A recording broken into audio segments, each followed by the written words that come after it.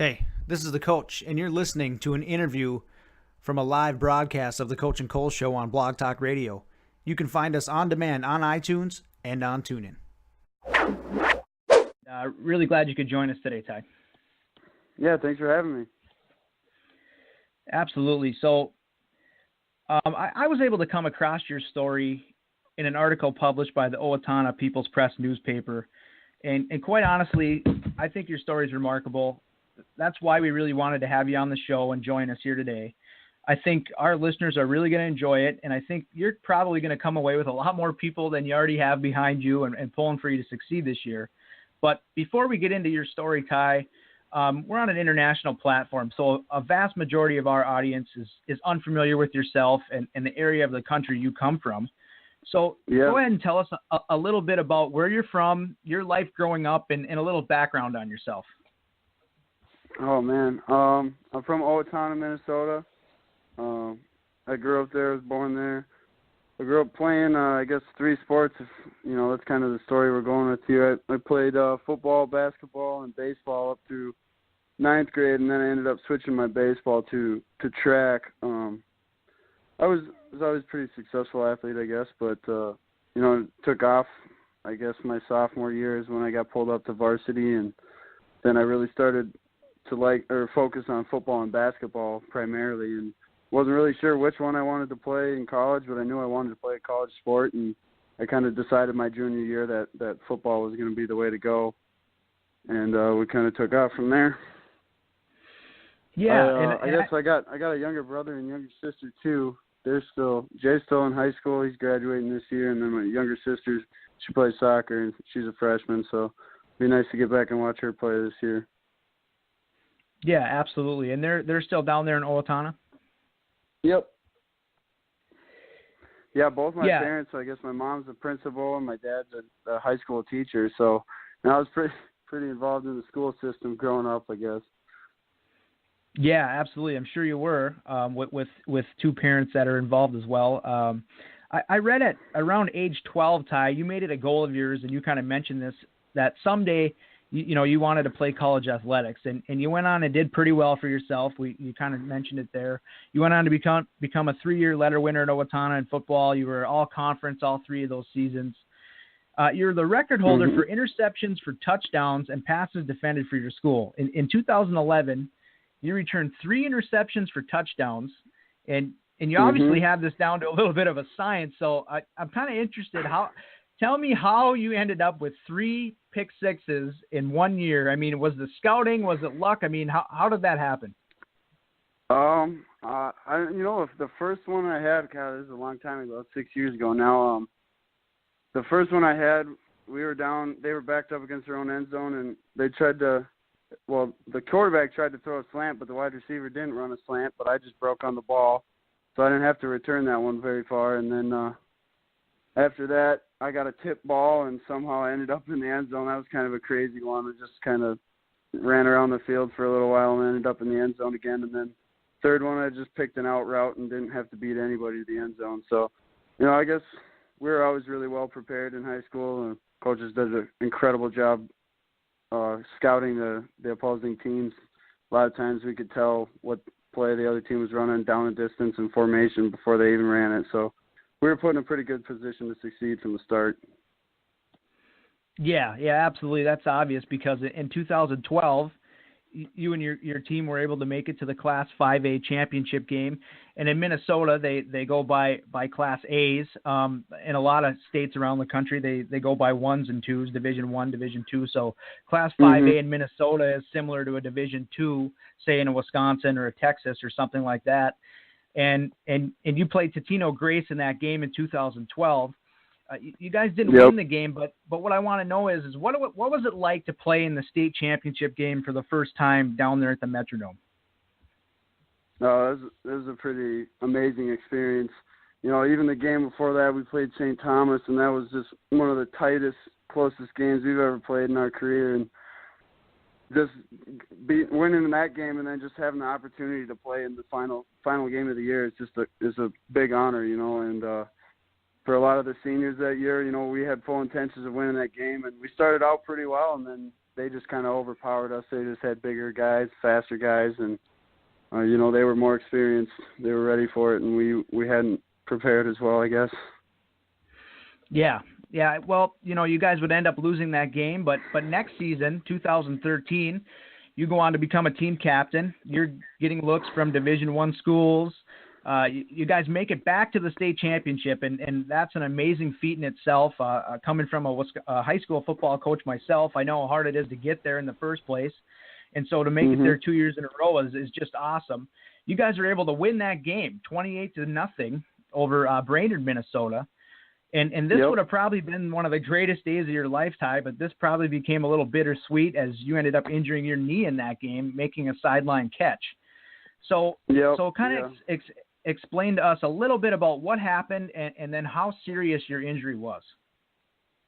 So I think it was like 2nd and 9. We were going in right before half. There was like 2 minutes left in the half, and I just went up. We ran a little rail route that we always run on 2nd and long, and went up, made a catch, and I came down, took a couple steps, and my knee just kind of locked up on the ground in just a weird way. And I'm sure I would have torn a couple ligaments had I not had a guy in my back, but I think just the added weight of having somebody tackling me at the same time kind of pushed it to the extreme, and I ended up completely dislocating my knee. So this isn't a kneecap dislocation. This is a full knee dislocation. So when it was all said and done, my knee was, before they put it back in place, it was 30 degrees out of place, and it ended up tearing, I guess, 9 different things in my knee, including, 10 would be my perineal nerve, which has been the biggest battle trying to get back. So I guess all in all, I could read off some of the ligaments. I have my ACL, LCL, FCL, PCL, popliteal tendon, bicep femoris tendon, my posterior capsule, and my meniscus were all reconstructed in my knee, and then a perineal nerve damage too. Wow. So you get rushed to the hospital, after the injury. What are they telling you? I mean, what's going through your head at that point? I mean, obviously, you're probably in a little bit of shock, but I mean, what are you thinking? And what did the doctors tell you after the injury about your life going forward, really? It wasn't really until a couple days later we got my MRI done that I really even wanted to think about how bad it was. At the time, I just kind of would hope there was just a couple ligaments. I guess the scariest part, I was in quite a bit of shock, as you said. I was in the tunnel, and all of a sudden I realized that I couldn't lift my foot up, which is what happens with that perineal nerve damage. And I kind of started freaking out. My doc was like, "Yeah, don't worry. That happens a lot with these knee injuries. It'll probably come back in 2 to 3 months." And then ended up getting my MRI, and I headed over to Mayo, see Dr. Stewart, and first thing he says when I walked in the room was, "Yeah, you're done playing sports for the rest of your life." And I kind of hit home pretty hard for a while. Me and my dad, we just kind of told me, he's like, "You just got to treat this like a bad game, and you can take your time to grieve about it, but eventually you got to put it past you and move forward and see what you can do about the future." So it was a little downtime for a little bit, but I really wish I'd played my senior basketball season, but you can't get to play the cards you're dealt. So exactly, and I think your dad gave you some good advice there. And once your injury happened, you had all this interest from the Division I schools. That interest sort of went away, but one school didn't go away, and that was the University of Minnesota Duluth. And we all know about their history as a hockey program, but this is one of the top Division II programs in the nation, if not the best. They won national championships in 2008 and then again in 2011. So tell me a little bit about that. Tell me a little bit about that process and how you decided to attend UMD.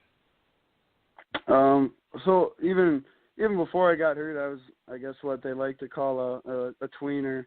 I was in between the Division I FCS and then the Division II schools. So UMD was always my top school, to be honest. And a lot of that had to do with, I had a high school coach, Coach Octakirk, who he played at UMD a long time ago, and I think he still has a tackle record here. But when I came up here after I got injured for my official, and they just my host was Hunter Malberg. He's not even here anymore, but he just preached to me that up here in Duluth, it's a family. Once you get on this team, you're part of the brotherhood, and that just really struck home to me. That's kind of what I needed at the time. I needed some support, and they took me in. It'd be real easy for a guy as injured as I was to come in on this team, and for the coaches to stand by me and give me a small scholarship after this terrible injury. They took a big chance on me, and it might not have paid off with me getting back on the field, but I think being a part of this team has really benefited me, and so I can't be more thankful for anything than that. Yeah, that's awesome. That's awesome. You decided to attend UMD, and you're recruited as a defensive back. So You've been going to all the defensive back meetings. You've attended every practice. What was that like for you to be there but not be able to participate?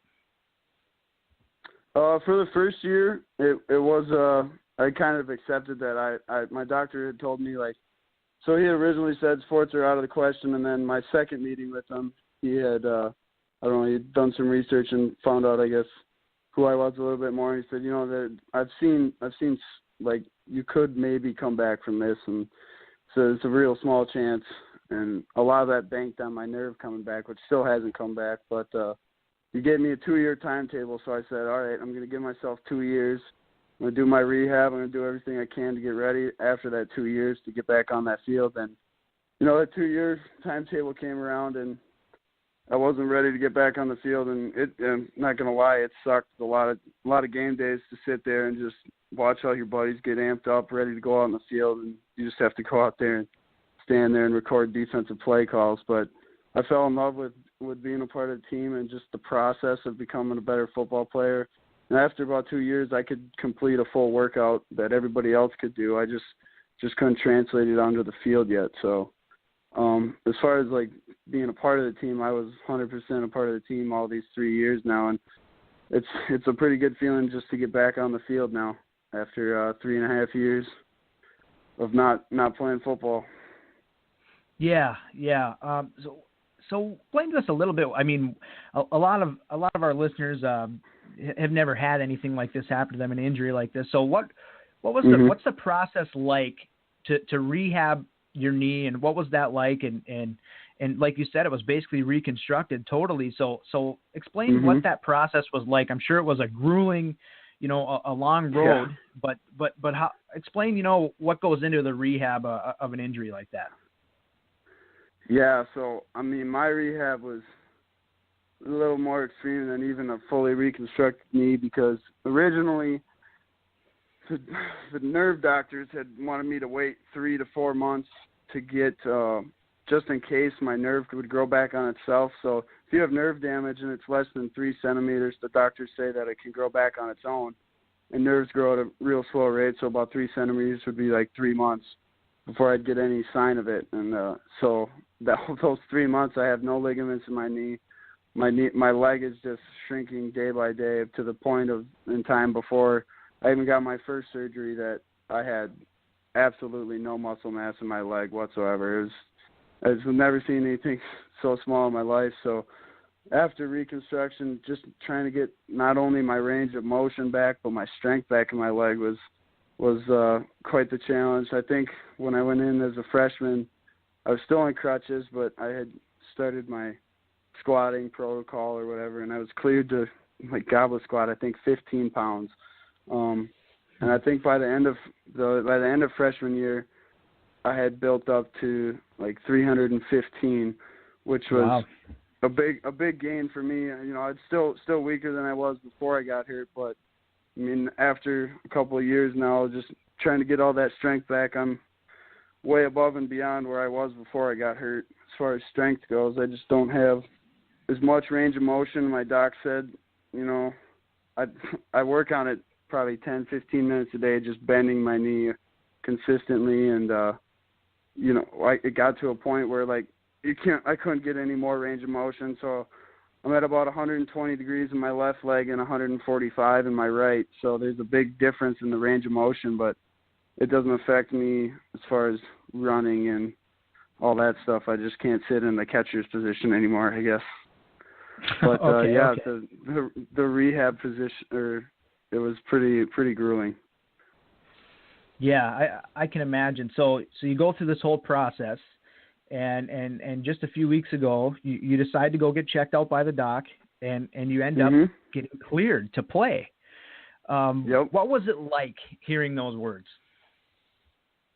I don't know, it's like a dream come true. You know, I finally get to go back out on the field and wear a jersey, put some pads on, wear some cleats, and even if I don't play again, it'll just be, I mean, the biggest goal that I've ever achieved as far as just getting back out there and being able to practice with my brother. So it was pretty sweet when he said, I don't see why you couldn't play. So it was pretty relieving.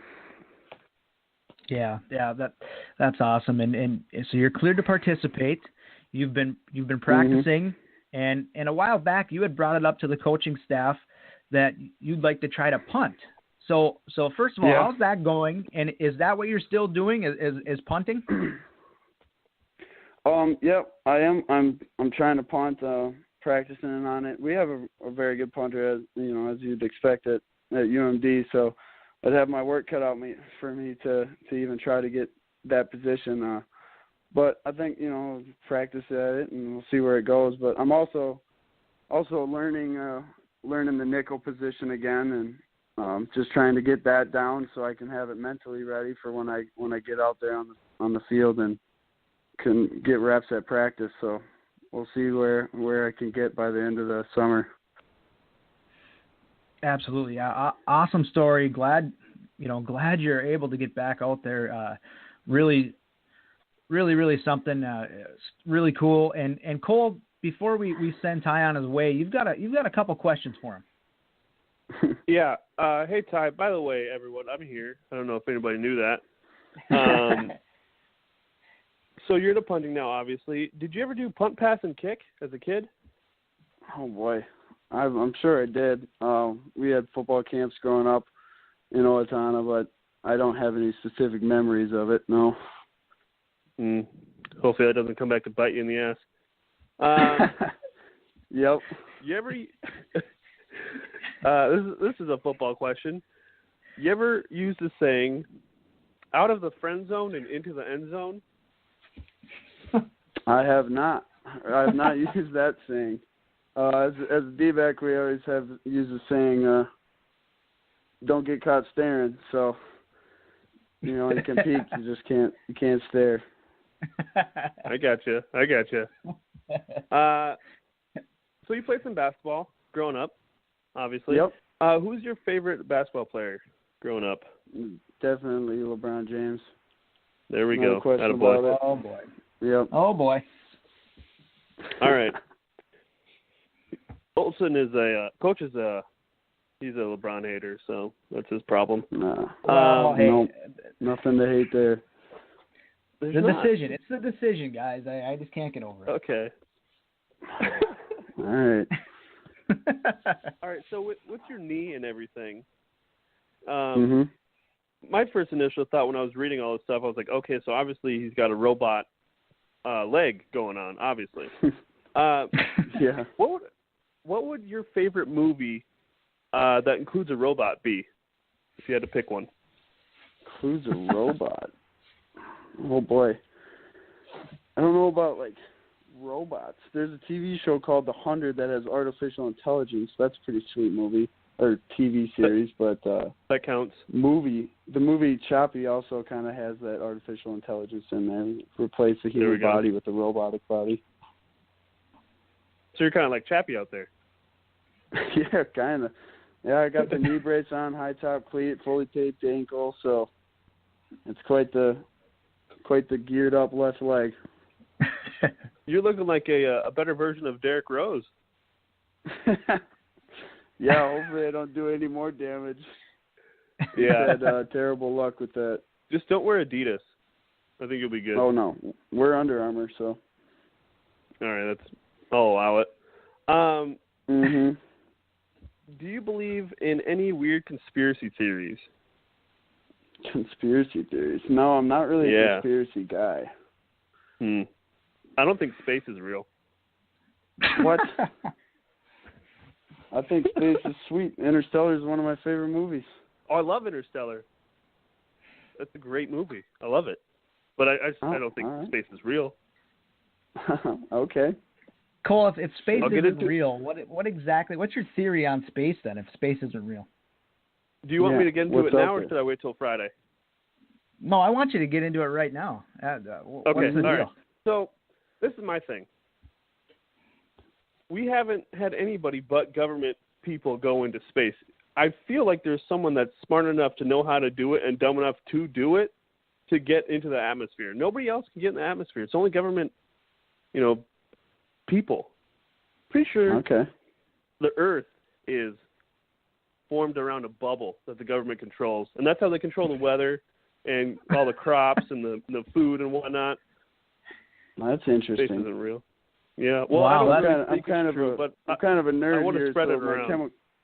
The chemical engineering side of me I can't agree with that. Oh yeah, I saw that you're a chemical engineer. That's pretty cool. My brother is too. Yep. Maybe you guys can hang out and talk about chemical engineering. Yep. Sure thing. Oh no, wait, he's a mechanical engineer. Well, it's still engineering. It's all engineering. Yep, it's close. Yeah, pretty close. Well, all right, Ty. Spring ball's in full session right now for you guys. The annual Maroon White game is April 21st. You guys open the season August 31st against Sioux Falls. And Ty, we're going to be watching and know that you've got two big supporters right here on the Coach and Cole show, and we wish you continued success and all the best, man. Awesome. Thank you, guys. Thanks for having me. No problem. Absolutely. Thanks for coming on. Thanks for coming on, man. Really appreciate it. Yep. Go Dogs.